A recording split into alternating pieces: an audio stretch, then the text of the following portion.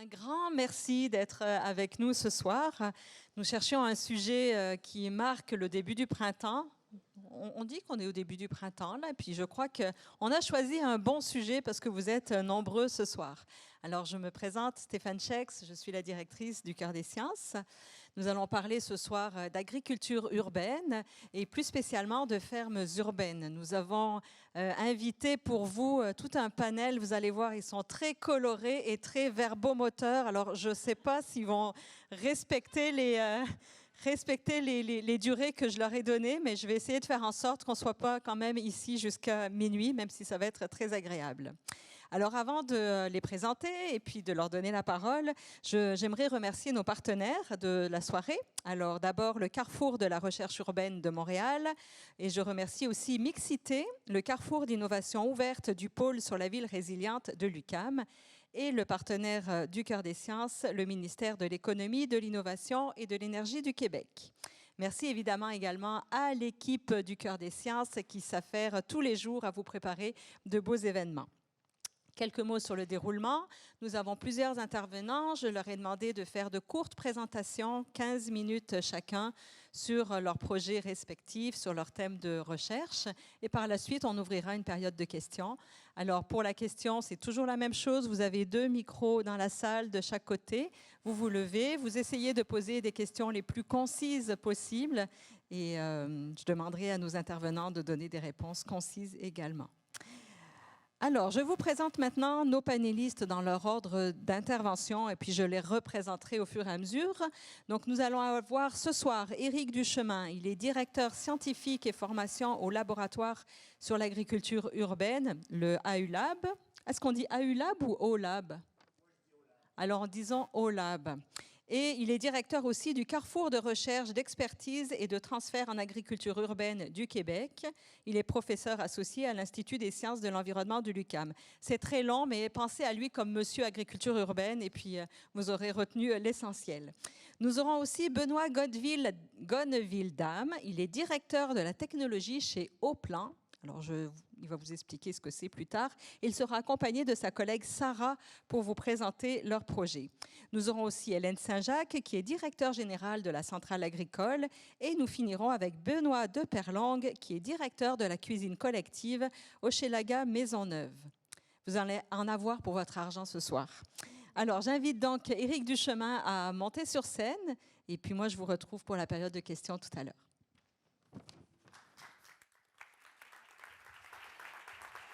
Un, deux, le micro fonctionne? Et ça va fonctionner. Et comme Stéphane a dit, on est des verbomoteurs, donc j'ai dit que moi, j'allais prendre 1 heure. Désolé, gang. Non, on va faire le temps. Ce qu'on m'a demandé, c'est de vous présenter un peu l'agriculture urbaine et aussi peut-être de vous faire prendre conscience que Montréal est l'une des capitales de l'agriculture urbaine. Nous sommes, les Montréalais et Montréalaises, des agriculteurs et agricultrices urbains très dynamiques avec beaucoup de... On fait de l'innovation sociale, on fait de l'innovation technologique, on collabore collectif. Vous allez voir les projets qui vont me suivre, vous présenter ça. Et là, en plus, j'ai mis cette image-là de Montréal, territoire d'agriculture urbaine. C'est aussi un mouvement qui est très diversifié, dans lequel on va avoir plein de types de projets, mais aussi énormément de personnes impliquées. Montréal est la première ville à avoir, une des premières villes à avoir un programme de jardin communautaire. C'est réputé pour être le plus grand programme de jardin communautaire au monde. Pourquoi on fait de l'agriculture urbaine? Les gens vont dire, c'est pour se nourrir. Oui, effectivement. Souvent, les journalistes posent la question, est-ce qu'on peut nourrir la ville avec l'agriculture urbaine? On va le voir, oui, en partie, on peut se nourrir grâce à l'agriculture urbaine, mais l'agriculture urbaine est surtout là pour modifier, transformer la ville, prendre des espaces délaissés, abandonnés, qui sont souvent inutiles, comme ce terrain-là à la SAQ, qui est grosso modo une pointe qui était inutilisée, que la SAQ a offert à la cuisine collective à Hochelaga Maisonneuve pour créer, entre autres, la ferme pour tous. Et bien entendu, avec ça, on veut répondre aux enjeux du 21e siècle. Les îlots de chaleur, changement climatique, forte température, verdissons nos toits. Grâce à l'agriculture urbaine, grâce à des fermes sur les toits, on va réduire la température, on va favoriser la biodiversité, on va favoriser l'inclusion. Donc, L'agriculture urbaine, le mouvement, c'est vraiment beaucoup ça qui est derrière. Simultanément, l'avantage, c'est qu'on peut aussi se nourrir et nourrir des personnes plus vulnérables. Un des exemples pour Montréal, je vous parlais du programme des jardins communautaires. Les programmes des jardins communautaires sont partout sur l'île de Montréal, débutés au début des années 70. On est rendu 95, 96, 97 jardins communautaires à travers la ville. Le chiffre varie, on n'a pas tant de données que ça. Mais c'est plus de 8 500 parcelles, c'est entre 12 et 15 000 personnes dans les jardins communautaires. C'est 26 hectares de production. Oui, beaucoup de loisirs, mais de plus en plus des personnes qui vont avec leurs enfants pour apprendre à jardiner, avoir les mains dans la terre. Dans nos recherches, il y a plein de gens qui disent c'est pour avoir un contact avec la nature. Donc, je ne sais pas s'il y a du monde qui sont en conservation de la nature dans la salle. Quand on me dit ça, contact avec la nature dans un jardin communautaire, je me questionne. Mais n'empêche, c'est un ressentiment que les gens, avoir les deux mains dans la terre, ça nous reconnecte. Et c'est un élément important pour les personnes qui pratiquent dans les jardins communautaires. Et il y a aussi énormément de projets de jardins collectifs et autres. On a fait des recensements, je sais pas, le chiffre est là. Donc, il y a 260 projets de jardins collectifs sur la grandeur de l'île. Il y a plus de 90 jardins pédagogiques dans les écoles. Tout ça porté par des organismes sociaux qui se dévouent pour changer la ville. Pendant longtemps, on parlait beaucoup des jardins communautaires, des jardins collectifs. On oubliait que, je ne sais pas si vous en avez un potager chez vous. Moi, j'ai un potager dans ma cour arrière. Bon, en même temps, je suis un peu fan. J'ai le potager en cour arrière, j'ai des vignes, des arbres fruitiers. J'ai aussi en façade, puis aussi sur mon balcon. Mais ce qui fait en sorte que je produis 200 kilos par année. Alors, ce n'est pas anecdotique. Je mange encore mes fraises de l'année passée, puis là, il faut vraiment les manger parce que les nouvelles arrivent. J'ai encore des haricots de l'année passée. Là, il faut vider les stocks. Et aussi des sauces tomates, des tomates en conserve. Ça aussi, c'est très présent. Et si on regarde, on a commencé à se dire, il y a plein de personnes qui ont des jardins individuels. 42 de la population de Montréal dit cultiver des légumes chez eux. Et là, on a dit, ça représente quoi? Donc, on a fait de la cartographie dans plusieurs arrondissements de Montréal. Et après ça, on a fait une extrapolation. Grosso modo, il y a 208 hectares de potagers à Montréal. Puis en même temps, on demandait aux gens, des gens très dévoués qui pesaient l'ensemble de leur production dans leur potager. Moi, je l'ai fait, c'est pour ça que je peux vous dire que je produis 200 kilos. Pendant 5 ans, j'ai pesé tout. Mes enfants n'étaient plus capables à la fin, parce que dès qu'ils prennent une fraise, il fallait qu'ils aient à la balance. Mais ça les a marqués quand même. Donc, on peut extrapoler, grosso modo, que durant la saison estivale, si on parle de légumes frais, bien entendu, on parle de légumes frais, c'est 250 000 personnes qui peuvent se nourrir d'agriculture urbaine grâce au potager. Qui a le record du nombre d'hectares? Quel arrondissement à Montréal, vous pensez que le record du nombre d'hectares? Rosemont-Nord. Alors, il faut penser, première diapo que je vais présenter, donc culturel, qui porte les jardins dans votre tête? Les Italiens. Saint-Léonard. Saint-Léonard, 11 hectares. En général, dans les arrondissements, on a 3 à 4 hectares. Saint-Léonard, 11 hectares. Il y a des potagers incroyables. Bon, puis le record de potager le plus grand est à Villemort. Et là, c'est un potager, je pense, qui fait comme 1500 mètres carrés. J'en revenais pas. Grosso modo, c'est toute sa cour est un grand potager, mais il y a aussi une grande cour. Donc, je parlais aussi des 95 jardins... 93 jardins pédagogiques qu'on retrouve. Et Montréal a aussi des éléments. Des fois, on parle toujours en quantité, mais Montréal aussi, le jardin jeune au jardin botanique, ça date des années 30. Créé par Marie-Victorin, il existe toujours. Il y a encore des parcelles où les jeunes vont. Donc, c'est un jardin pédagogique, c'est un énorme jardin pédagogique, fonctionnel durant l'été. Donc, ça fait en sorte que Montréal est une des capitales de l'agriculture urbaine. Et on a aussi toute la question des arbres fruitiers. Fruits défendus, je sais pas si vous connaissez. Fruits défendus est l'organisme le plus important au niveau des cueilleurs.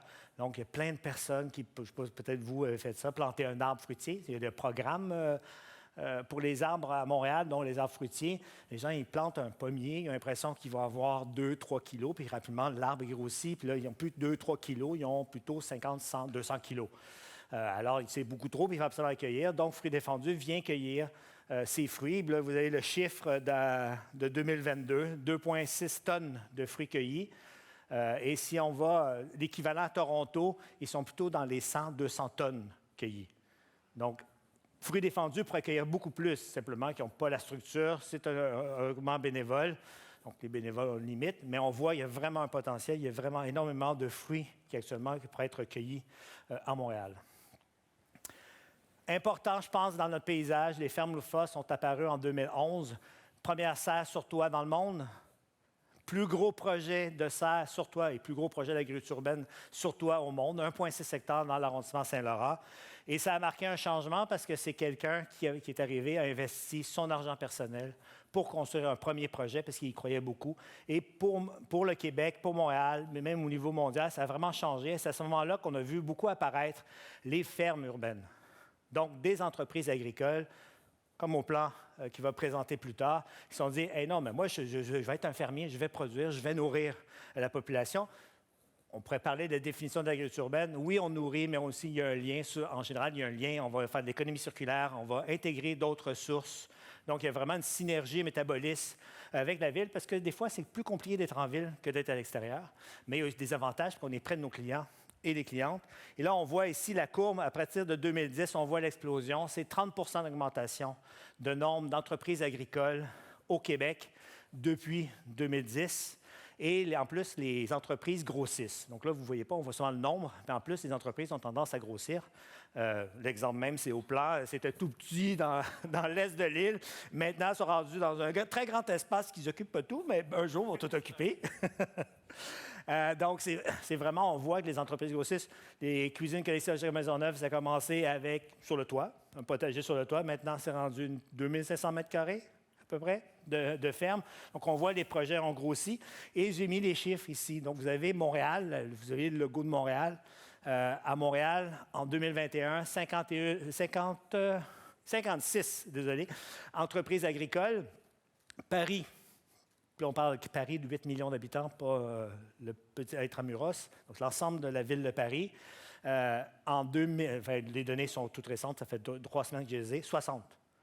Alors quand même, Montréal se positionne très bien au niveau international et avec une très forte diversité.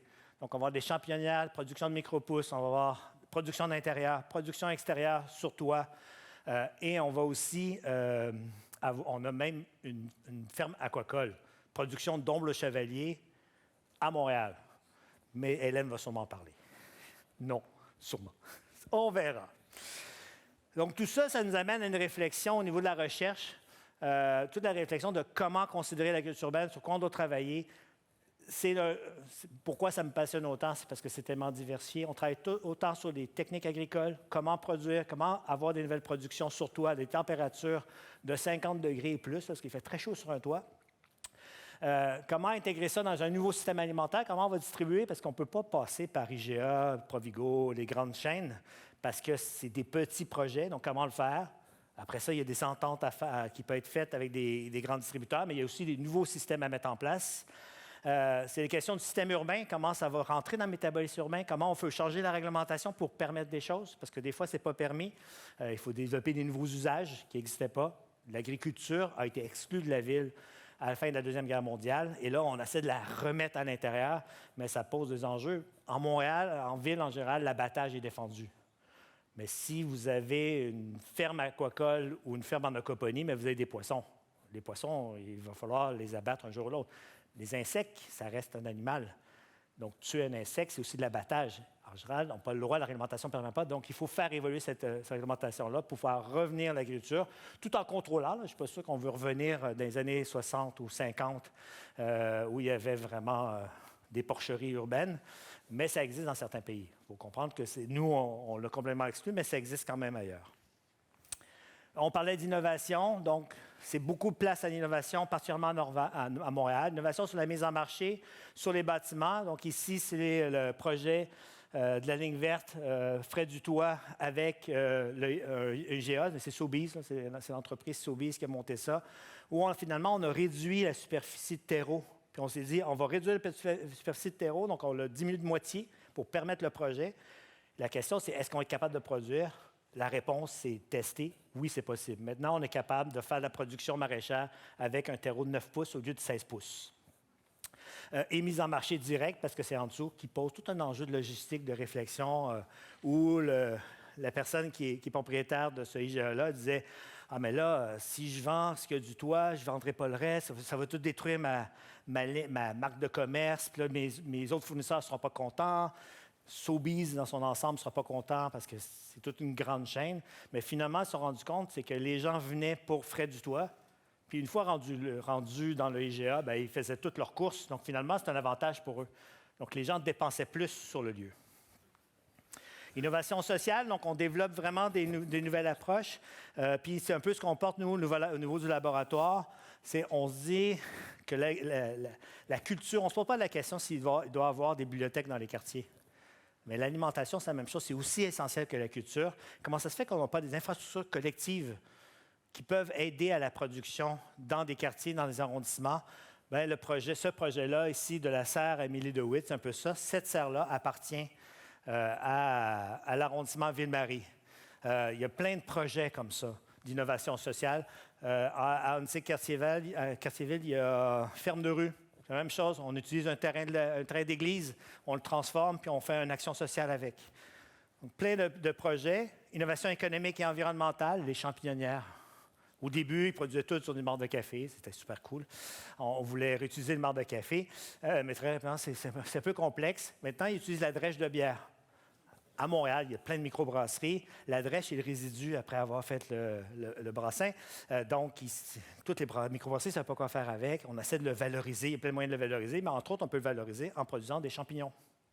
Donc, économie circulaire. On réutilise des déchets pour faire de la production alimentaire. Innovation technologique. Donc, c'est des nouvelles approches aussi. On se dit, ben là, il faut densifier au plan. Donc, il faut densifier des nouveaux modules de production, utiliser moins d'eau, essayer d'utiliser le moins de lumière possible parce que ça a des impacts environnementaux. Donc, on essaie d'innover pour réussir à produire plus, sur plus petite superficie. Après ça, on peut toujours dire sur le terroir, mais ce qu'on remarque actuellement, c'est que notre système agricole est sous pression. Il y a des inondations, il y a de fortes chaleurs, etc. Il faut penser aussi dans 15, 20, 30 ans, 40 ans. Et c'est souvent plus facile de faire ce genre de production-là en ville, sur petite superficie. On est plus efficient que de le faire. Ces mêmes productions de micro-pousses pourraient être faites en campagne, mais ils seraient quand même en intérieur. Et j'ai beau dire souvent, les serres, on veut faire des serres un peu partout au Québec, mais pourquoi on ne les rapproche pas le plus possible des centres urbains? Parce que c'est déjà bétonné. Parce que vous savez, quand on met une serre de 2, 3, 4 hectares, on ne met pas ça sur un sol. La première chose qu'on fait, c'est qu'on met une dalle de béton et on met la serre dessus. Mais ça veut dire qu'on minéralise les terres agricoles sur le ferme agricole, tandis qu'en ville, il y a plein d'espaces, il y a certains espaces encore disponibles au Québec. Ce n'est pas vrai partout dans le monde. Et en plus, il y a des sources d'énergie. Alors, on pourrait brancher ces serres-là pour récupérer l'énergie. À Montréal, il y a le centre Saint-Michel a une usine de valorisation des gaz de ce qu'on appelle la Caramiron, qui sont brûlés. Mais la majorité de l'énergie qui est produite là et de la chaleur qui est produite là n'est pas réutilisée, elle est souvent envoyée dans l'air. La chaleur qui sort de la centrale pourrait être envoyée dans une serre et on pourrait chauffer une serre d'à peu près 1 hectare, 1 à 2 hectares. C'est un projet qui est en cours. Le compost qu'on fait à la Ville de Montréal, on l'envoie actuellement à Joliette, composté, on le ramène à Montréal, mais on peut aussi le composter à Montréal. Puis une fois que la matière organique a été compostée une première fois, elle est très chaude. On peut l'utiliser, cette chaleur-là, quand le compost continue à mûrir, au lieu de l'étendre en andin au centre Saint-Michel, on pourrait l'utiliser, le mettre dans un endroit clos pour utiliser cette chaleur-là, qui souvent c'est 100 degrés quand même, et on pourrait mettre de la tubulure et chauffer aussi des serres avec. Donc, il y a vraiment de l'innovation technologique à pouvoir utiliser au niveau de l'agriculture urbaine pour rendre nos villes plus résilientes et plus durables, plus écologiques. Dans tout ça, je pense qu'il ne faut pas oublier que c'est tout un système qu'on doit mettre en place. Ça se met en place et je pense que c'est une force de Montréal et la centrale agricole, donc Hélène va en parler juste après, elle est la directrice de la centrale, est un endroit comme ça où on met en place du collectif. Et c'est un des exemples qui est quand même regardé à travers le monde. C'est des endroits où les gens disent « Hey, nous aussi, on voudrait faire ça. Paris voudrait faire une centrale agricole. » Les enjeux, c'est qu'il faut qu'il y ait tel momentum. Québec, la Ville de Québec voudrait aussi en faire une. Maintenant, je pense qu'il faut aller, on a plein de choses, plein d'actifs, il faut passer plus loin et commencer à réfléchir sur le développement d'agroparcs. Donc, de développer des aménagements paysagers qui incluent la production alimentaire. Maintenant, grosso modo, on fait des parcs pour la conservation. C'est juste si on a le droit de mettre un pied. Et quand on y met un pied, on n'a pas le droit de planter. Vous savez qu'un citoyen, une citoyenne n'a pas le droit de faire une plantation dans un parc. La réglementation l'interdit. Mais pourtant, il y a des espaces qu'on pourrait... Je veux dire qu'on en fait un champ agricole, une ferme agricole, mais on pourrait faire des aménagements comestibles à travers ces espaces-là. Dans l'ouest de l'île de Montréal, il y a plein d'opportunités avec le Grand Parc, entre autres. Les Sœurs de la Charité, dans le coin de Québec, actuellement, on en réfléchit, mais on a l'impression qu'on va refaire une ferme sur ce terrain-là qui fait 250 hectares, qui est entouré de la ville. Pourquoi ne pas faire de la production alimentaire, mais aussi du verdissement, aussi de la conservation? Ici, il y a un endroit pour que nous tous puissions y aller, se promener. On transforme quelque part cette vision du parc qui est uniquement un parc, soit de conservation ou c'est agricole. Donc, ce mélange entre les deux, je pense qu'on en est rendu là dans les réflexions.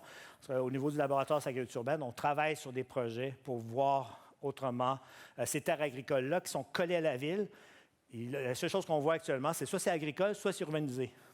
Bien, je pense qu'on pourrait en faire des parcs qui sont agricoles, mais qui sont aussi utilisés par les citoyens comme lieu de villégiature, lieu de détente, de promenade. Pourquoi pas avoir aussi des jardins communautaires, un fermier. Donc, avoir une synergie, développer des systèmes collectifs entre les deux. Et dans toute cette réflexion-là, et j'arrête avec j'arrive à la fin, toute la question aussi des promoteurs immobiliers, des nouvelles constructions, comment faire des nouveaux bâtiments qui vont intégrer du verdissement. Parce que je disais, hey, on pourrait verdir l'ensemble des toits de Montréal. Ça serait génial, on pourrait vraiment produire. On a fait une étude dans le district central, donc à Ontic-Cartierville. Donc, dans le district central, il y a 40 hectares de toits qu'on pourrait utiliser. 40 hectares de toits, c'est beaucoup de nourriture. C'est beaucoup d'emplois aussi qui est créé. C'est aussi un îlot de fraîcheur qui est développé. On pourrait faire ça ailleurs. L'enjeu, c'est les bâtiments actuels ne sont souvent pas conçus pour accueillir ça, mais les nouveaux devraient l'être. Mais comment le faire? Parce que les promoteurs immobiliers, bien entendu, disent, ah oui, mais ça va coûter cher, ça va coûter plus cher, mes condos vont coûter plus cher, etc. Je pense qu'il faut innover. Un de nos projets qu'on a actuellement, c'est Stand de quartier dans Prével, avec Prével, dans Centre-Sud, avec Prével. Donc là, c'est synthèse. En général, on voit beaucoup d'images comme ça. Ah, c'est super beau, il y a des toits verts, il y a des serres sur les toits. On ne voit jamais réaliser. Dans le cas présent, ça se réalise. Donc, vous voyez derrière, juste sur le bâtiment blanc où il est marqué maison avec le truc rouge, il y a une serre. La serre, elle est là actuellement. Il y a un potager, puis il y a un nouveau bâtiment qui se construit. Ce bâtiment-là, il va y avoir le premier jardin communautaire du programme des jardins communautaires de Montréal, donc ouvert aux citoyens qui seront inscrits, sur le toit. Donc, un bâtiment privé qui va accueillir une installation qui est plutôt collective, où les gens pourront jardiner. Et de manière surprenante, quand on fait des calculs, ça revient moins cher de construire le jardin communautaire sur le toit du bâtiment, parce que, bien entendu, le promoteur a construit le bâtiment, que de le faire au sol. En plus, dans le centre-sud, Ville-Marie, la densité fait en sorte que c'est un peu dur de trouver de l'espace. Donc, c'est des nouvelles approches. C'est encore expérimental. Qu'est-ce que ça va donner? Comment on va gérer l'accès, etc. Il y a beaucoup de choses à apprendre, mais c'est des recherches qu'on mène au laboratoire sur l'agriculture urbaine. Voilà un exemple. Voilà à quoi ressemble le potager sur le toit dont je vous parlais. Bravo. Puis là, la question, je n'ai pas regardé mon temps. Testing. 1, 2, 1, 2. On n'est pas très bon avec les timings, fait qu'on va se mettre un chrono pour être sûr.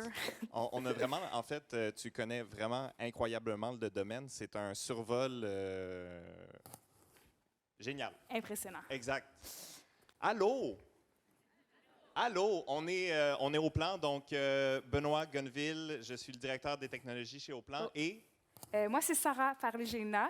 Je suis directrice marque et partenariat de Ferme urbaine Au-Plan. Donc, ça, c'est Benoît. Exact. Et ça, c'est moi. Voilà. Alors, très rapidement, le background. Dans mon cas, j'ai fait mes études en technologie agroalimentaire à l'ITA de Saint-Hyacinthe. Et puis, à la sortie de l'école, je me voyais, mes parents qui sont dans la salle, allô, ne sont pas des agriculteurs, donc ne possédaient pas de ferme. Et je ne me voyais pas m'endetter à ne plus finir à aller me partir une ferme. Donc, j'ai quitté le domaine à la suite de mes études. Je ne me reconnaissais pas dans le paysage agroalimentaire à ce moment-là. Il n'y avait pas toute la panoplie d'entreprises où je ne les connaissais pas, mais il n'y en avait pas autant à ce moment-là.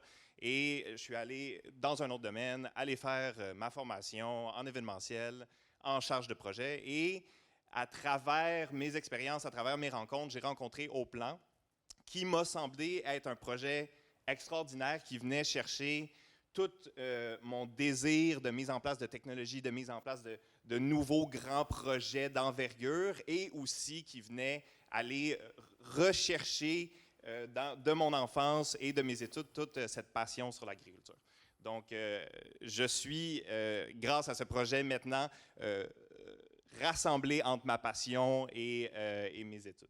Exact. Pour ma part, parcours très multidisciplinaire. Contrairement à Benoît, moi, je viens de la campagne, donc petit village de 1500 habitants, plus de vaches. Les vaches, d'ailleurs, qui ont été dans l'actualité dernièrement, c'est de mon village. Wow. Donc, voilà. Alors, ça vous donne une idée. Tout un grand jardin nourricier à la maison. Et au contraire, je suis allée dans des études en communication, par la suite en marketing. J'ai été en agence publicitaire pour, avec la pandémie, comme presque tout le monde, se réinventer. Je suis allée me recycler, c'est le cas de le dire, en développement durable, donc dans le recyclage, littéralement. Et par la suite, bien, ça m'a amené chez Au-Plan. Donc, belle rencontre et coup de cœur entrepreneurial, justement, avec Benoît et avec les fondateurs, les frères Salva, qui ont fondé Au-Plan. Donc, c'est ce qui m'amène dans le projet. Si on saute justement dans le projet, on en parlait, les frères Salva, justement, qui ont fondé Ferme Urbaine Au-Plan en 2016. Donc, Éric a parlé justement beaucoup du portrait de Montréal. Puis on a vu tout à l'heure la courbe qui était assez exponentielle dans les dernières années. Bien, c'est le cas. Au-Plan, on a fait partie de cette courbe-là, puis de pouvoir justement faire partie de cette ville nourricière-là, puis de voir comment on peut avoir un impact direct sur la communauté locale en la nourrissant d'une certaine manière. À la base, on était dans Pointe-aux-Trembles, donc vraiment à l'est de Montréal. Et la ferme, justement, bien, on a eu une opportunité de pouvoir se recentrer un petit peu plus du cœur de Montréal. Et c'est ce qui nous a amené justement à déménager. Mais avant le déménagement, on avait des installations qui étaient très sobres. Donc, quand on commence un projet, bien, on commence vraiment avec le commencement. C'est le cas de le dire. On le voit très bien ici. Fait que vraiment, un projet, beaucoup d'ambition, beaucoup de naïveté. On aime ça le dire en Oui, partant. puis je pense que vous allez voir dans les différentes photos, c'est vraiment à l'image du développement d'une petite entreprise dans son garage, là. Ce n'était pas un garage, mais ça avait tout comme. Au niveau des installations, de la salubrité, des équipements, en fait, on avait une porte de garage qui s'ouvrait. Donc, ce n'était pas le garage de la famille, mais c'est à peu près la même chose. Exactement. Donc, on avait des installations, comme vous pouvez voir, de différents types de micro-pousses, différentes verdures. C'était beaucoup du test, de voir aussi quelle variété qui est intéressante, qu'est-ce qui intéresse la clientèle. La clientèle qui était beaucoup les chefs montréalais, donc sur différentes tables, dans différents quartiers, pour différents types de cuisine. Donc, beaucoup des tests de la part de Guillaume à la base. Guillaume qui était vraiment un homme orchestre. Il faisait vraiment de tout et il va être passé de homme orchestre à chef d'orchestre. C'est ça qui est intéressant dans la croissance de l'entreprise. Donc, on avait littéralement le vent dans les voiles. Et c'est là que ça nous a amené justement à déménager près du stade olympique et à se relocaliser complètement dans des nouveaux locaux. Exact. Donc, des nouveaux locaux pour agrandir, pour avoir plus de production, pour être capable de faire les choses mieux aussi, pour pouvoir répondre à une clientèle et des besoins qui sont grandissants. À travers tout ça, il fallait se poser la question de qu'est-ce qu'on a besoin, où est-ce qu'on va, où est-ce qu'on se localise et quels sont nos besoins. Donc, c'était aussi avec ce déménagement-là un changement de technologie. Parce que souvent, lorsqu'on grossit une entreprise, on se rend compte que la technologie qu'on utilise ou la méthode qu'on utilise est difficilement, désolé de l'anglicisme, scalable. Donc, souvent, on va utiliser mise à l'échelle. Souvent, on va utiliser des techniques qui sont très, très manuelles et qui demanderaient beaucoup de gens pour opérer cette même technologie-là à plus grande échelle pour répondre aux besoins des clients qu'on cible. Donc, ça nous a amené aussi à une prise de conscience qui devait nous amener vers de l'automatisation. C'est un processus qui est constant. L'automatisation, ce n'est pas quelque chose qui se règle du jour au lendemain. Ce n'est pas parce que tu dis « je vais acheter une ligne d'automatisation » que cette ligne-là, elle va fonctionner, malheureusement, et que deux, elle va répondre exactement aux besoins que tu avais établis initialement. Donc, parlant de besoins, c'est intéressant de dire aussi que dans une entreprise qui est en grande croissance comme ça, les besoins ils changent à peu près aux 4 jours. On est « Ah, mais si, et s'il y avait ça? » Donc, c'est assez, c'est ça, en continuel changement. Donc, on a été très, très, très chanceux de trouver un partenaire de choix qui, encore aujourd'hui, est vraiment un partenaire stratégique pour nous, qui est La Vie en Rose, qui nous accueille dans une partie de ses locaux. Et on est passé donc de 1000 pieds carrés à 27 000 pieds carrés, 27 fois plus gros. Avec aucune compétence, aucune expérience, aucune connaissance de qu'est-ce que ça veut dire aménager des locaux. Et comme vous voyez, il y avait de l'amiante avant. Donc, juste avant la photo, il y avait des plafonds d'amiante. Donc, on a tout enlevé et on s'est ramassé avec des locaux qui n'avaient pas de gicleur, pas d'électricité, pas de plomberie, pas de drain. Pas de plancher. Pas de plancher. On a donc appris à faire des drains. On a appris à assembler une dalle de béton, à faire de l'époxy, à finir par avoir des installations qui se tiennent pour respecter, puis vous allez le voir plus tard, on va en parler. Le but de Haut-Plan, c'est de rentrer dans la cour des grands et ça demande cet objectif-là, des investissements et des aménagements qui sont, je crois, rarement vus par des entreprises de notre taille. Donc, après tous ces efforts-là, on avait une belle ferme vide et il fallait maintenant la remplir. Donc, ce processus-là, il a pris 2 ans. Oui, environ 2 ans. Pour l'histoire, dans le fond, le déménagement s'est fait à l'aube de la pandémie, alors qu'il se passait quelque chose en Chine et en Italie, mais l'Amérique, on était vraiment loin de tout ça. Et, on est rentré dans nos locaux en janvier 2020. On a commencé les travaux, puis en plein dans les travaux, on est tous allés à la maison.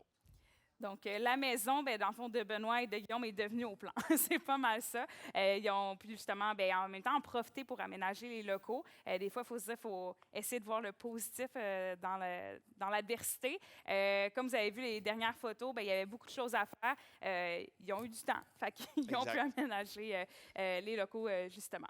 Puis on peut dire aujourd'hui, donc, qu'on a notre première phase de développement chez Haut-Plan qui est complétée. Donc, on a 8 rangées qui sont en production. On a un autre espace de production qui peut accueillir encore 8 autres rangées, qui est en développement, qui est en réflexion. Est-ce que ça va être le même produit? Est-ce que ça va être la même technologie? On a la mauvaise habitude chez Haut-Plan d'essayer de se réinventer un peu trop souvent. Donc, on se pose souvent toujours les questions à savoir qu'est-ce qu'on devrait faire. Ça a beaucoup d'avantages parce qu'on essaye de se critiquer nous-mêmes. Et ça m'amène à parler de technologie.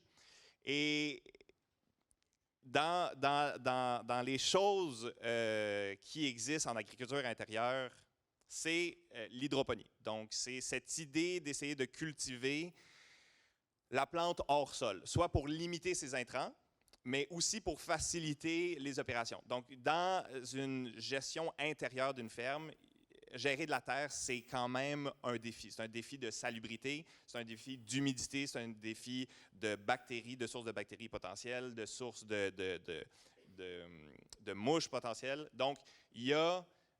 nous, on a pris le pari, et c'est un pari qu'on doit encore remplir, puis c'est encore vraiment un processus qui demande énormément de travail et de recherche, de travailler en hydroponie, donc en culture hors sol, sur un substrat inorganique.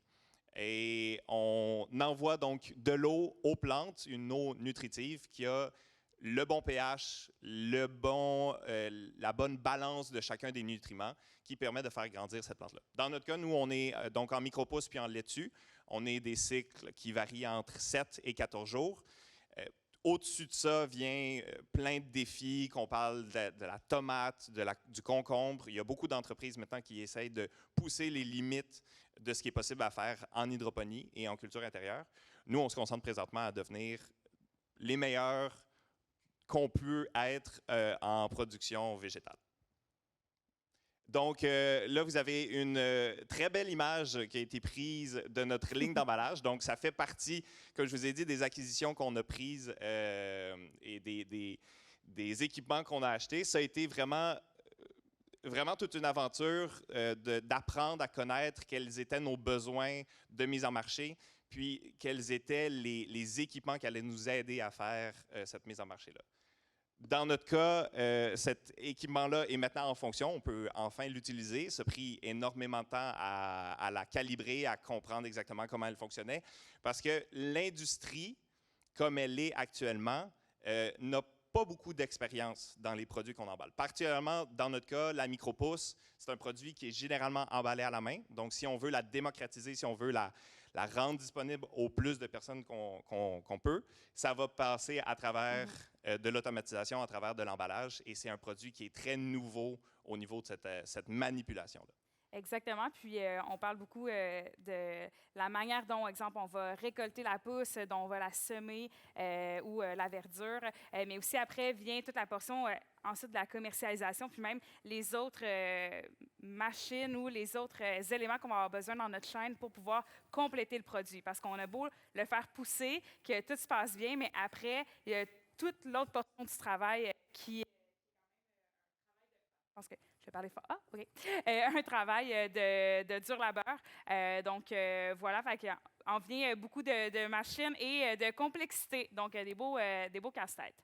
C'est ce qui nous amène aussi à voir que les opérations, on peut avoir une idée de comment vont se passer des opérations dans une entreprise comme la nôtre. Et la réalité est souvent changeante. Il y a des contextes qui vont arriver avec, entre autres, l'automatisation, comme Benoît parlait un peu plus tôt, qui vont justement faire en sorte que on va être en constante mouvance, en adaptation, un peu en tout temps. Donc, c'est un travail qui va être, au final, dans notre réalité, pensez à la ferme, c'est 24 heures, 7 jours sur 7 et 52 semaines par année. Si tel férié tombe un lundi ou un mercredi, c'est rare, vous me direz, les fériés le mercredi, vous avez raison. Mais les lundis, ça arrive souvent. Mais les lundis, il y en a souvent. C'est jour de récolte chez Haut-Plan. La plante, lorsqu'elle est prête, elle n'est pas patiente. Elle veut se faire récolter. Donc, à ce niveau-là, on n'a pas le choix. Puis, ça fait vraiment partie du pari qu'on a pris.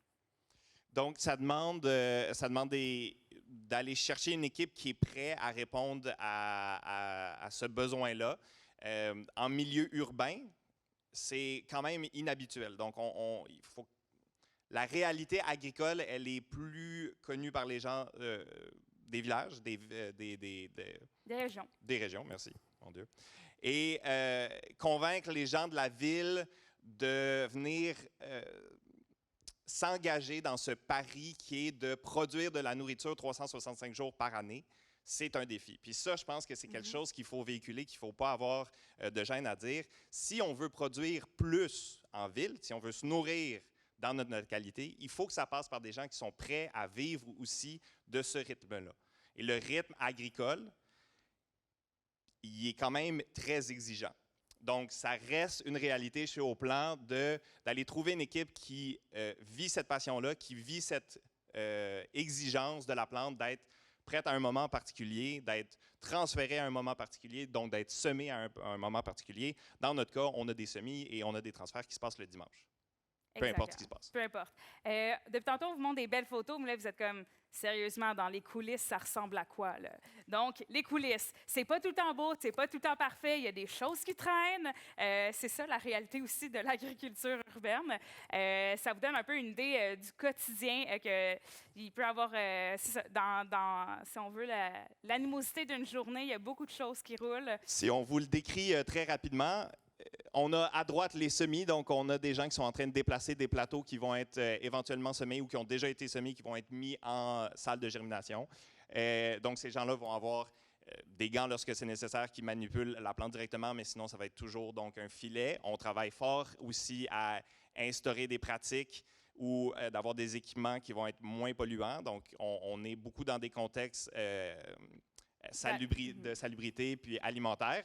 Mais dans notre cas, on a décidé de ne pas avoir de filets jetables, donc on a des filets réutilisables. Vous me direz, c'est pas la plus grande révolution au monde, mais nous, on était bien fiers de l'avoir mis en place. Donc, on a les semis, on a le lavage des cabarets, parce que tous les cabarets qui sont récoltés doivent être nettoyés, doivent être assaini, pardon, ouais. et après ça, remis en production. Puis, on a la zone de production qui va être ensuite à ma gauche, à votre droite.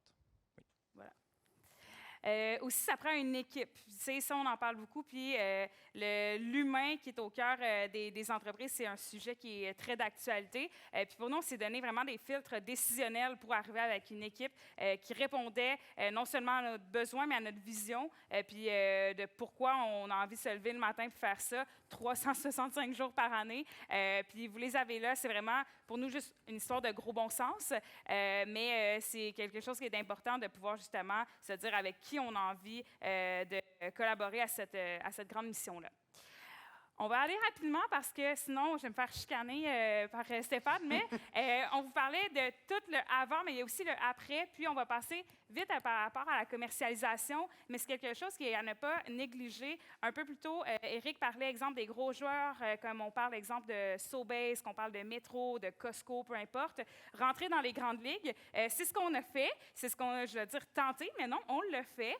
On est rentré avec Sobeys en exclusivité. Ça vient avec son lot de défis. Et là là, vraiment. Il y a beaucoup... Et il n'y a pas de... Il y a des guides au niveau de la salubrité, il y a des guides au niveau de comment passer à un outil de salubrité, mais il n'y a pas énormément d'accompagnement. Et on a beaucoup appris à la dure dans ce processus-là. Exactement. Puis, de vouloir être dans la cour des grands, mais ça vient avec les responsabilités. Nous, on n'arrête pas de dire hey, on est tellement un tout petit joueur, mais quand on se compare aussi à d'autres entreprises, à d'autres fermes urbaines, bien, on a de l'air d'un géant. Mais quand on se compare aux géants, bien, on est vraiment juste une micro-pouce au final. On n'est pas grand-chose. Oh, wow. C'était fort, hein? C'était très fort. Mais globalement, on a 17 variétés de verdure qu'on met en marché. Comme je vous disais, beaucoup en restauration, dans plus d'une centaine de restaurants maintenant, et aussi via le réseau des IGA. Donc, nos produits. Plusieurs variétés. D'ailleurs, on en a apporté. Fait que si après, il y en a à la fin, ceux qui auront envie de goûter ou quoi que ce soit, ils vont peut-être être un peu chaudes, mais c'est des micro-pousses, c'est pas grave. Et on a apporté une dizaine de variétés. Fait que s'il y a des curieux, ça nous fera plaisir de vous faire goûter à cela. Je vous dirais que on va conclure ça sur ça, mais que au plan pour nous, ben, on parle que c'est une culture, mais c'est quelque chose qui se vit beaucoup. Puis c'est un peu un filtre, comme je disais, un filtre décisionnel humain, mais aussi de comment on souhaite faire les choses. Puis c'est vraiment quelque chose qu'on a envie de partager. On parle justement d'une culture de passion. C'est un peu ce qu'on a essayé de vous dire aujourd'hui. Donc voilà, puis tantôt, on va être sur le panel. On espère que vous avez vraiment plein de questions parce qu'on a essayé de rentrer tout ça à l'intérieur de... Bon, on a déjà dépassé, mais on a vraiment beaucoup de choses à vous dire. Alors, j'espère que vous avez vraiment beaucoup de questions, particulièrement des questions techniques. On aime vraiment ça. Moi, j'ai des questions au niveau technologique. Alors, merci beaucoup, Benoît puis Sarah. Nous allons parler maintenant d'économie circulaire avec Hélène Saint-Jacques et la Centrale agricole.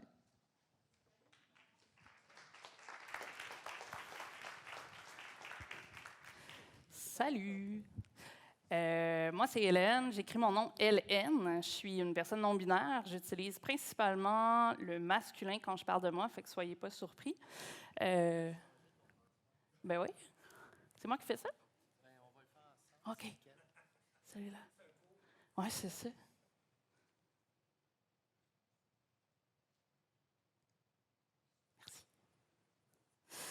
Je suis directeur général à la Centrale agricole. Je suis en fait le premier directeur général. Je suis en poste depuis janvier. Avant ça, je travaillais chez PME Montréal, qui est le bras financier et de soutien de la Ville de Montréal pour l'entrepreneuriat à Montréal. Puis en gros, à part Éric, qui est dans le domaine un petit peu plus universitaire, j'ai accompagné les trois autres. C'était des clients, finalement. Chez PME Montréal, je me suis spécialisée en innovation sociale et environnementale, puis ça donne bien. La plupart des plus belles innovations sont dans le domaine bioalimentaire, encore plus dans l'agriculture urbaine. Donc, c'était un petit peu logique quand ils ont affiché le poste de directeur général pour la centrale que je me mette le pied dans la porte puis que je fasse le saut. La centrale agricole, c'est quoi? C'est plein de choses en même temps. Aujourd'hui, je vais faire ce que j'appelle ma petite magie. Je vais vous montrer un petit peu comment ça peut opérer un projet coopératif. On est une coopérative de solidarité, donc les gens qui louent du pied carré chez nous sont des membres.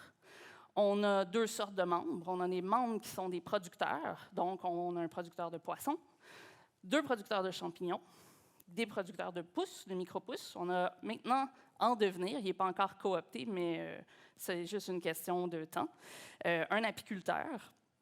Et on a des producteurs d'insectes pour l'alimentation. Ça, c'est notre première catégorie de monde. Notre deuxième catégorie de monde, c'est des transformateurs alimentaires. Donc, des gens qui vont prendre quelque chose issu de l'alimentation, qui vont le transformer en un nouveau produit. Puis la beauté de la centrale, c'est que tout le monde travaille ensemble.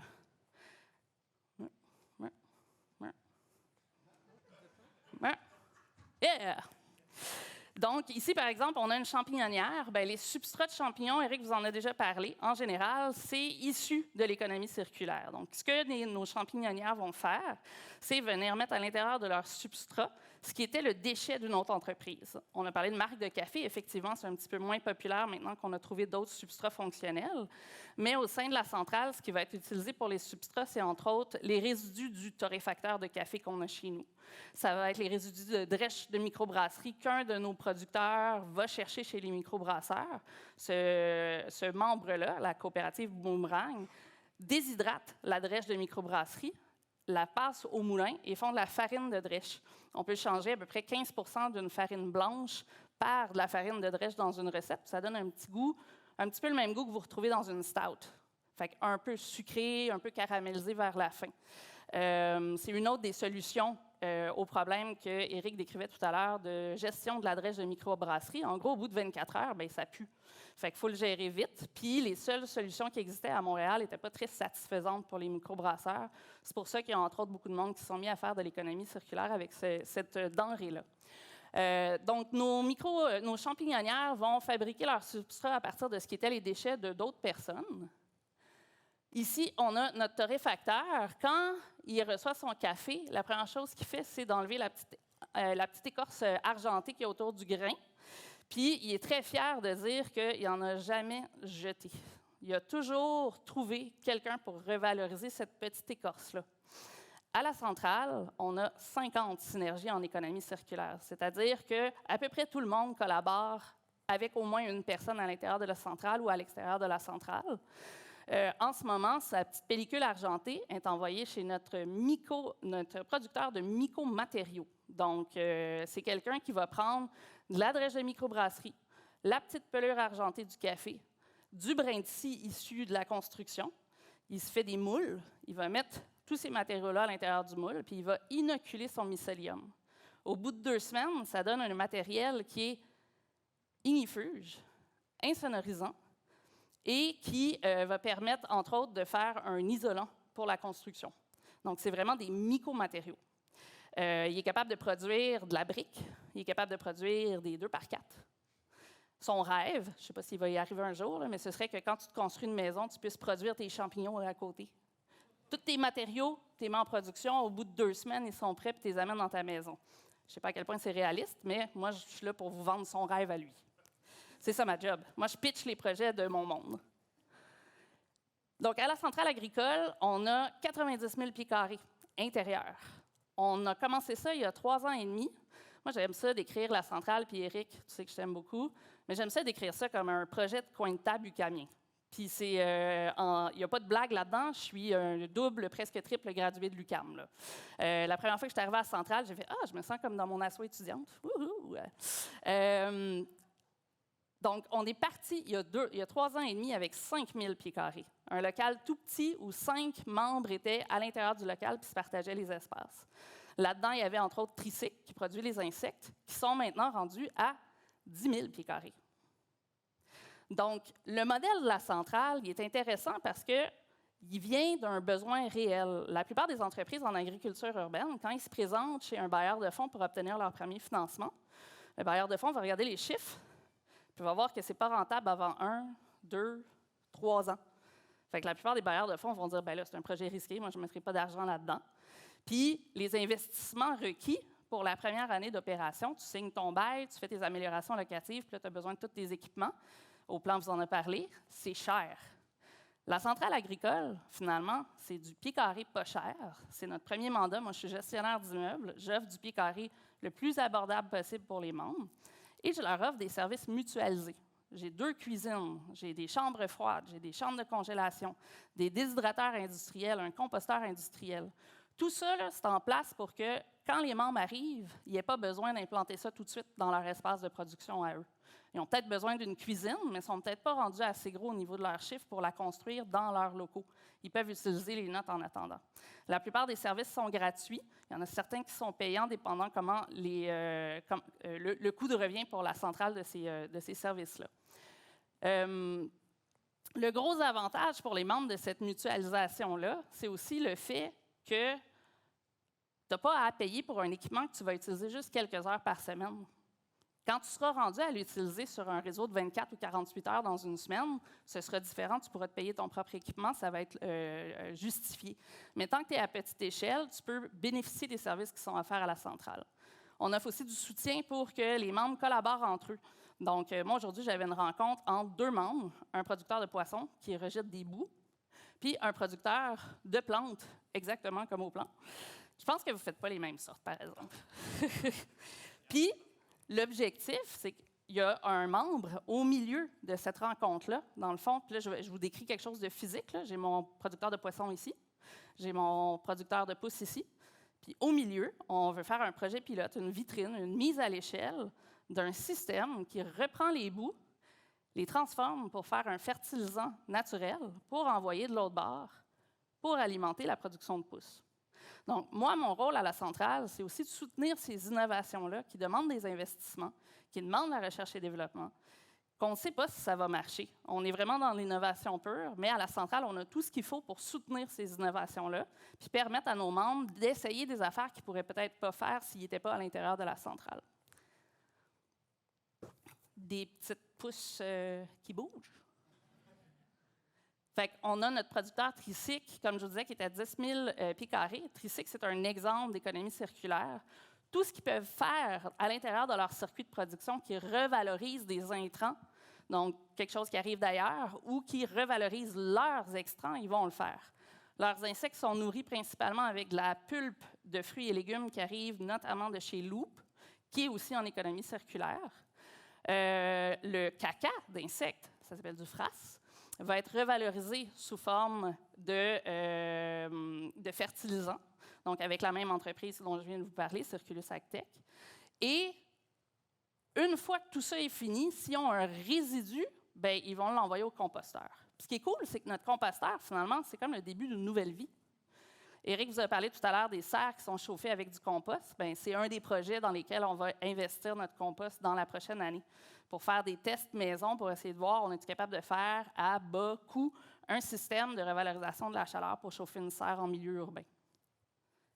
Nous, on a plein de bailleurs de fonds complètement merveilleux derrière ce projet-là. C'est comme sexy, la centrale. On vend du rêve, puis on le fait en plus. T'sais. Fait que, en général, c'est pas trop dur d'intéresser les gens à notre modèle. Puis Éric l'a dit, on reçoit quand même beaucoup de demandes de l'externe, que ce soit des municipalités, des MRC ou même à l'extérieur du Québec, de gens qui nous disent « on aimerait ça refaire la même chose ». Fait que nous, dans notre plan de développement, il y a définitivement de faire du transfert de connaissances pour que la beauté d'un projet comme ça soit reproduit ailleurs. Dans le meilleur des mondes, là, tous les arrondissements auraient une centrale agricole. Toutes les villes auraient une centrale agricole. C'est un regroupement d'entreprises qui ont toutes une mission similaire puis qui travaillent ensemble pour faire en sorte que l'impact environnemental de ce qui est produit à l'intérieur des lieux soit le plus bas possible. Ça, c'est la personne qui était là avant moi. Je voulais lui faire un petit hommage. Donc, nous, on a un 10 000 pieds carrés sur le toit. La photo d'Éric était vraiment plus belle. J'étais un peu jaloux. Ça, c'est notre bâtiment. Donc, c'est un bâtiment qui loge 160 000 pieds carrés. Nous, on en a 90 000 pieds carrés en ce moment. Au sous-sol, on a notre producteur de poissons, producteur de pousses, on a notre composteur, producteur de champignons. Au rez-de-chaussée, on n'a rien. Ça, c'est plate. On aimerait vraiment ça, par exemple, parce que là, on pourrait vous vendre nos produits directement sur place. Au deuxième étage, on a des équipements mutualisés. On a notre cuisine de transformation avec nos déshydrateurs. Et on a plusieurs de nos membres qui partagent différents locaux, incluant du stockage à cet endroit-là. Puis, moi, j'ai des demandes à toutes les semaines de gens qui voudraient se joindre à la centrale.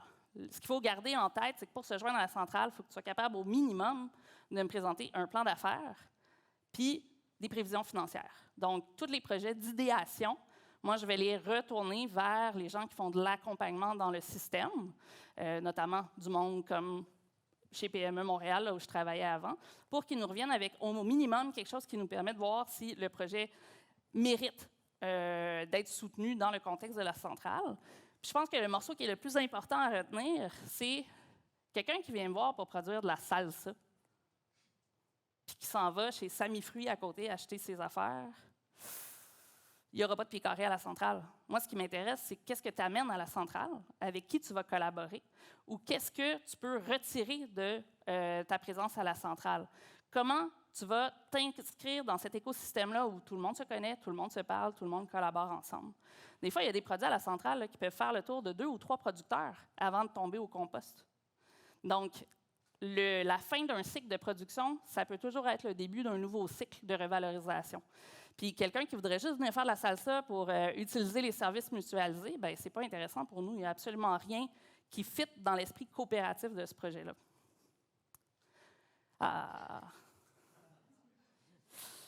Moi, je suis un fan de vannes. Tu sais, là, dans le confinement, là, moi, je me suis isolée dans mon sous-sol et j'ai bâti ma vanne. Puis là, ben, j'en ai plus. Dès que je suis arrivée à la centrale, en parlant avec le monde, je me suis aperçue que tout le monde a les mêmes enjeux d'accès à des véhicules. Ils ont tous des vieux Ford Econoline 2003, des Sprinter 2004. Ça, c'est pire. Ça casse tout le temps, ça coûte cher de mécanique. Donc, ils ont des solutions de transport qui sont polluantes. Il y en a même qui ramènent, on a un producteur de cidre, un producteur de raisin, ils ramènent ça dans leur char. Des voyages de pommes en char. C'est comme pas super efficace. Fait en parlant avec eux, je suis très, très vite arrivée à la conclusion qu'une flotte de camions électriques pourrait potentiellement répondre à certains des besoins de mes membres. Puis là, en jasant encore plus largement à l'intérieur du système alimentaire montréalais, je me suis aperçue qu'en fait, la centrale, on avait quelque chose de très valable, dans le sens où je peux me permettre d'inscrire du passif dans mes chiffres. Je peux me permettre d'acheter un camion à crédit, puis ça ne me fera pas perdre de crédibilité parce que moi, mes revenus sont stables. Je paye du loyer, je récolte du loyer. Je n'ai pas d'enjeu financier lié à mon activité. Les OBNL qui font des activités en sécurité alimentaire, eux, ils en ont. Avoir un 90 000 $ pour un camion comme ça sur ton passif, quand ton budget à l'année, c'est 200 000 $, bien, ça ne le fait pas. Ils ne pourront juste pas arriver. Donc, on est en train de développer un projet de flotte mutualisée de camions électriques qui va être mise à disposition pour nos membres à l'interne avec un service de livraison, logistique et représentation sur la route. Mais plus que ça, il y a une partie de ce projet-là qu'on veut offrir au coûtant pour les organismes de Montréal qui travaillent en sécurité alimentaire, en revalorisation d'invendus alimentaires ou en économie circulaire alimentaire. C'est un super beau projet, puis ça, c'est notre premier camion. Il s'en vient la semaine prochaine, devinez qui va le conduire. C'est probablement la seule fois que je vais le conduire, fait que je voulais me gâter un petit peu. Donc, la centrale, moi, je nous appelle un gentil lobby. Ma job, c'est d'aller représenter les acteurs de l'agriculture urbaine pour faire valoir que, ouais, on est peut-être tous un petit peu différents. Effectivement, des fois, on est un peu sloppy dans nos installations. Mais ce qu'on fait, c'est vraiment important, c'est de l'innovation pure. On prend des risques, puis on livre.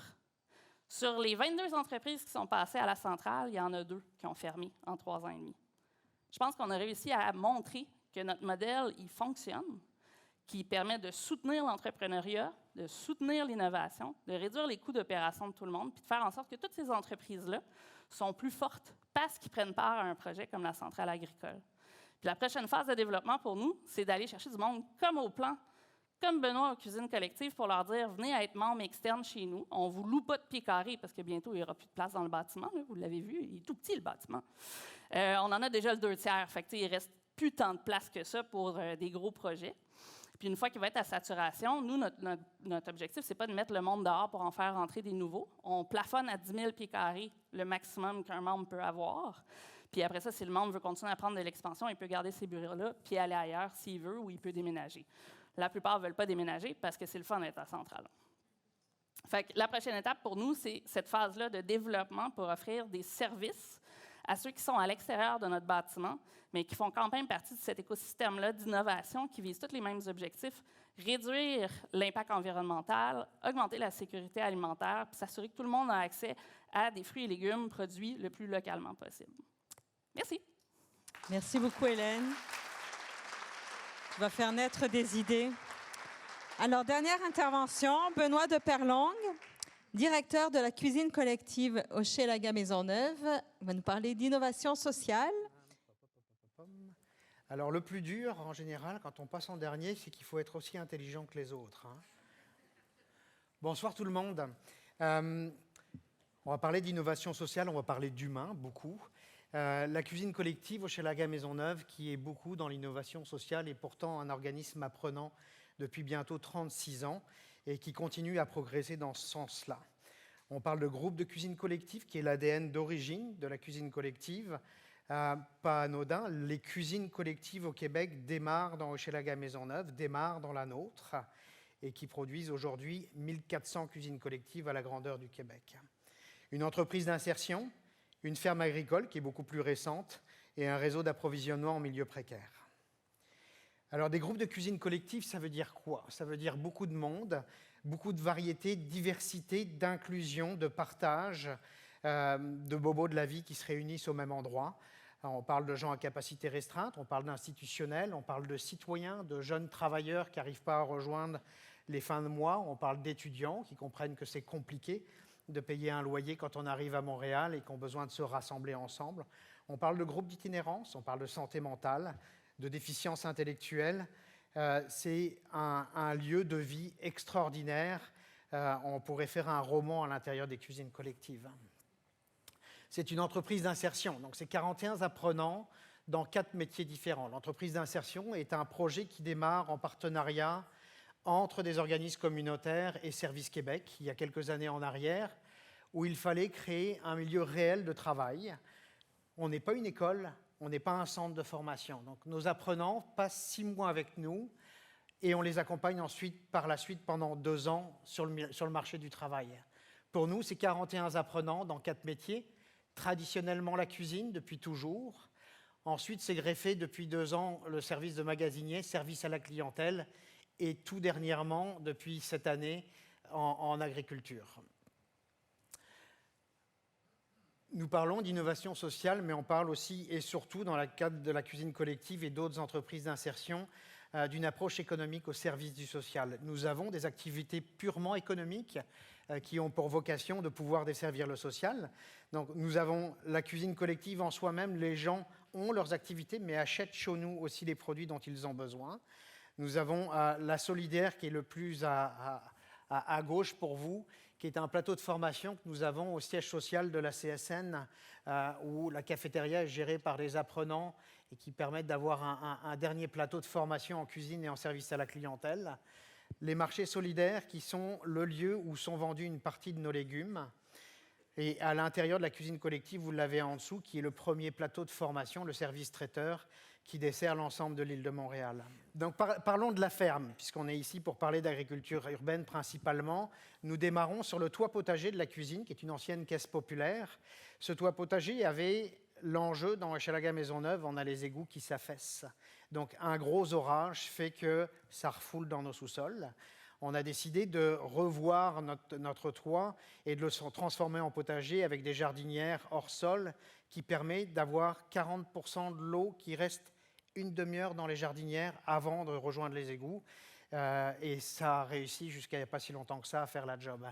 C'est devenu depuis l'année dernière un jardin communautaire sur toit. Nous l'avons transmis à la communauté.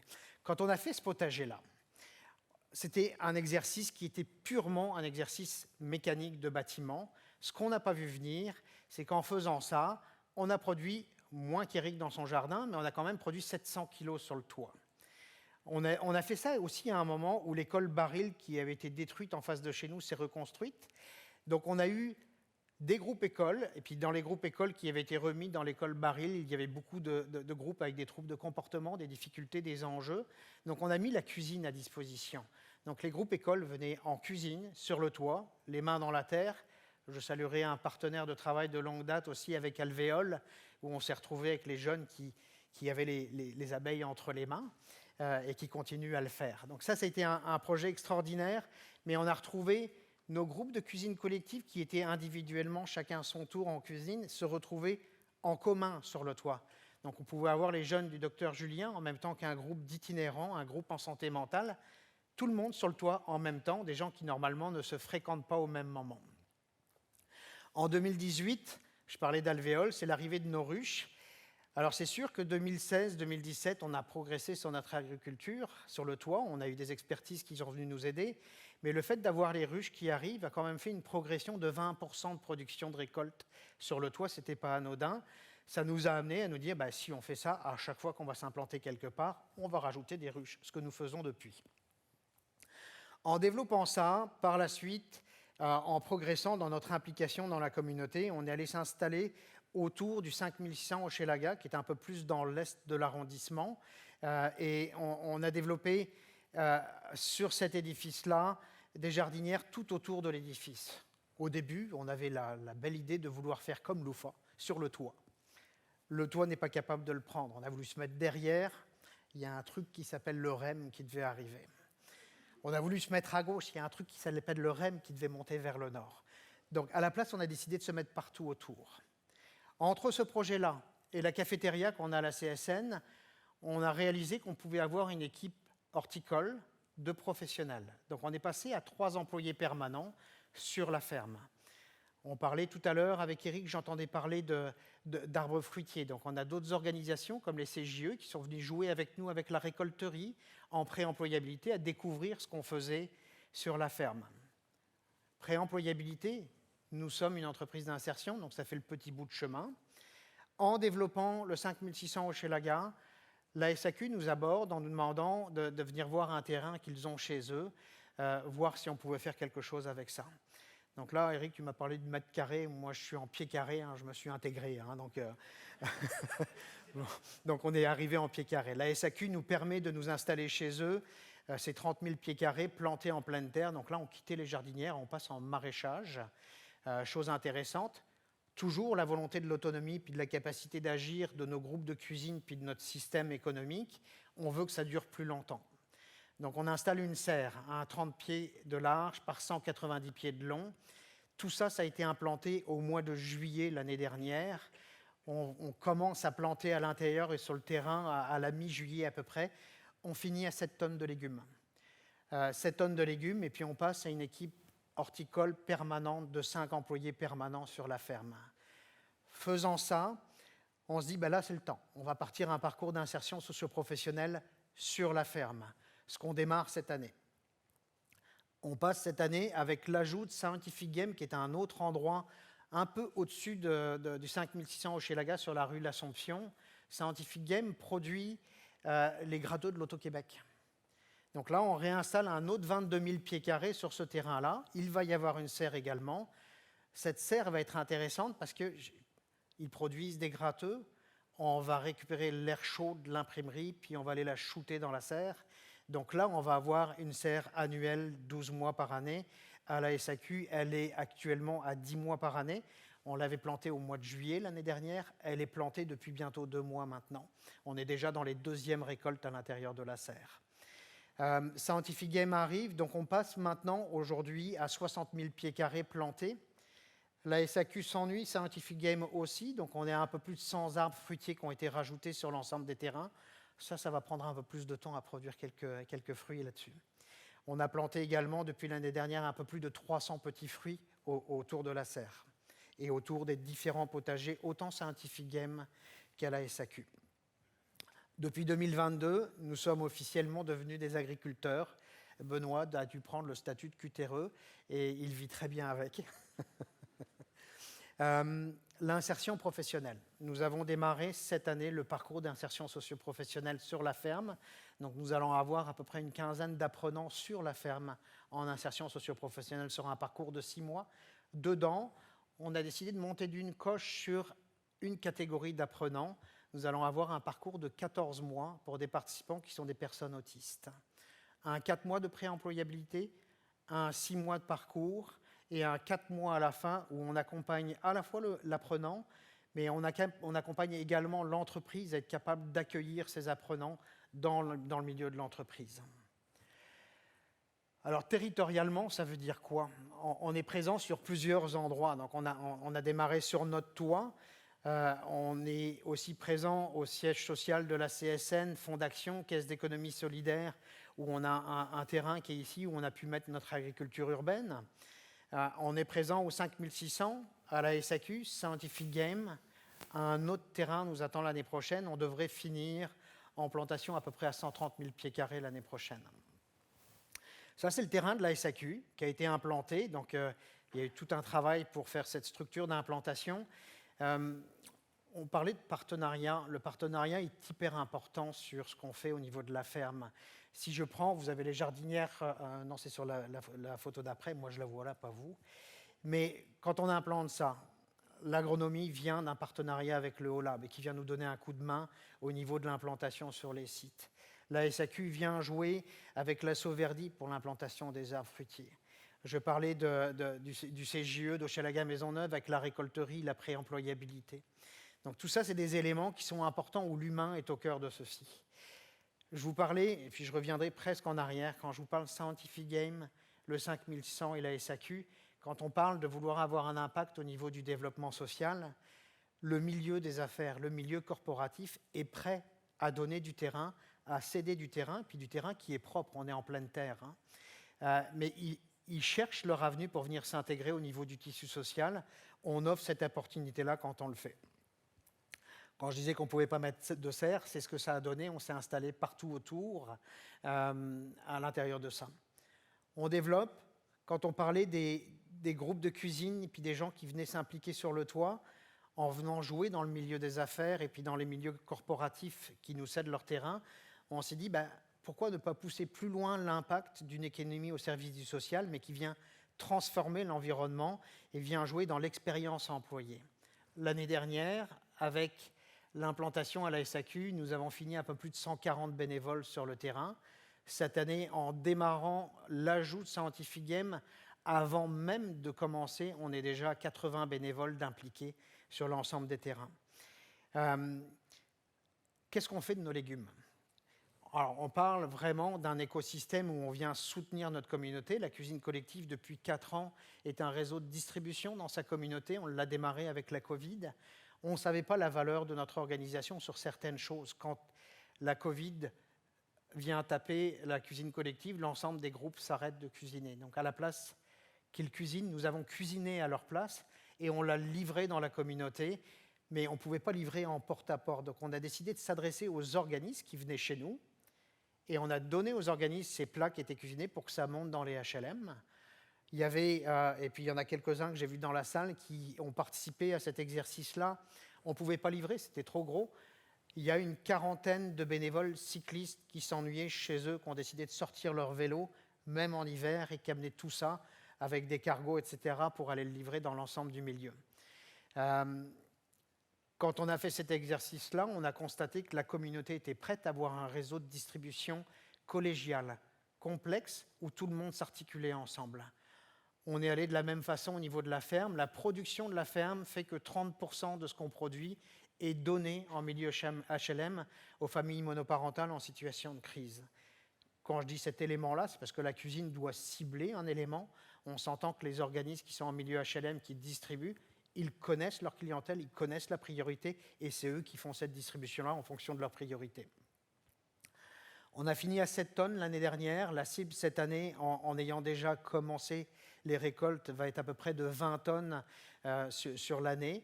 Même chose avec un réseau de distribution qui alimente la communauté, mais de 3 tonnes, on a démarré au 5600 à 20 tonnes. Il nous manque quelque chose qui est un endroit conséquent pour pouvoir laver, nettoyer, transformer, transmettre à la communauté. Là encore, il y a plein d'acteurs qui viennent jouer. Dans la serre de la SAQ, le collège Maisonneuve nous arrive avec des étudiants qui mettent des caméras, des sondes pour essayer de voir un début d'intelligence artificielle pour nous dire comment on va manquer de chlorophylle de quelque chose dans les années à venir. C'est génial. Au niveau des légumes, on a décidé en passant à 20 tonnes et puis à 50 tonnes d'ici 4 ans, on a besoin d'un endroit complémentaire. Donc on vient de prendre au niveau du 5600 Hochelaga, je reviens en arrière pour le localiser, au niveau du 5600 Hochelaga, qui est très central pour nous, parce que c'est est-ouest de l'arrondissement. On installe une salle de lavage, une salle de conditionnement, une salle de transformation. Et là aussi, le Collège Maisonneuve va venir jouer avec nous, avec l'ITEGA, pour avoir un processus d'emballage éco-responsable pour pouvoir le transmettre dans la communauté. Le local est trop grand au 5600 et tout de suite, nous sommes en idéation, en discussion, ça se finit, ça arrive dans pas longtemps, avec un regroupement d'organismes et Moisson Montréal pour faire un tremplin relais de Moisson Montréal pour tout l'Est jusqu'à Pointe-aux-Trembles.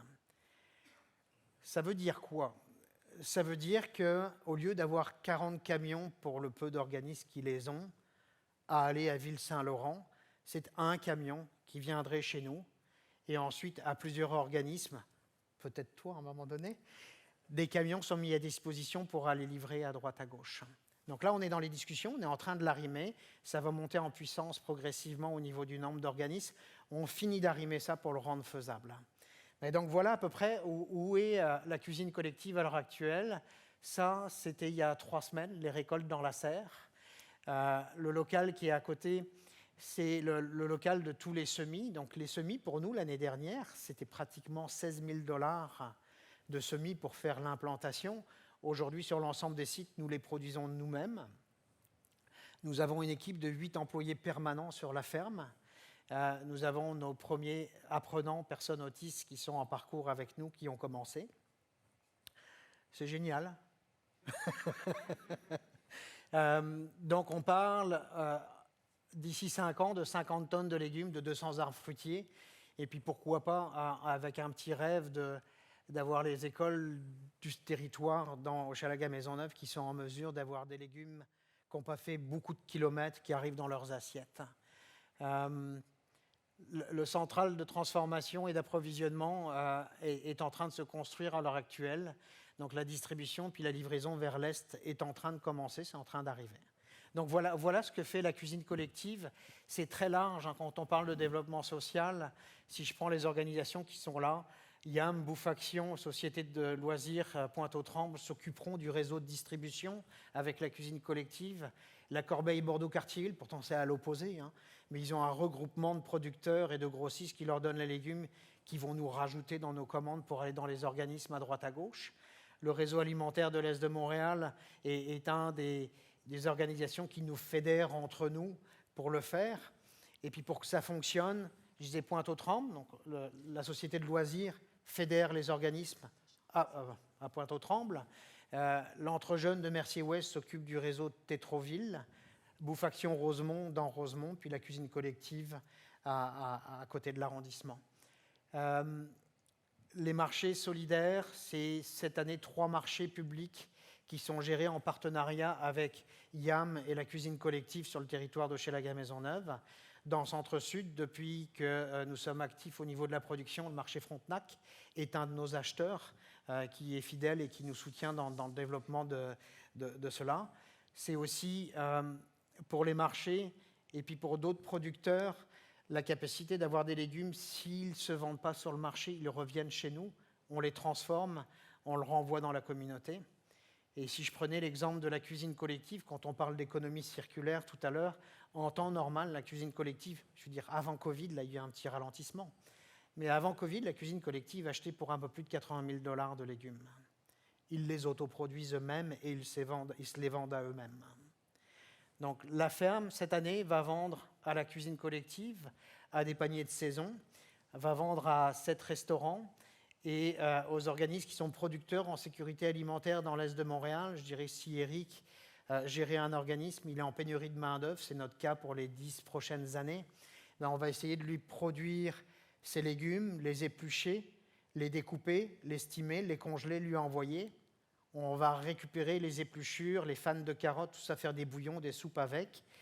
Et puis, ce qu'on ne sait pas quoi faire avec, soit tu viendras nous voir, soit le Collège Maisonneuve va nous aider à travailler là-dessus. J'ai dépassé mon 15 minutes, je crois. À peine. À peine. Bravo. Je m'arrête là. Merci bravo. beaucoup.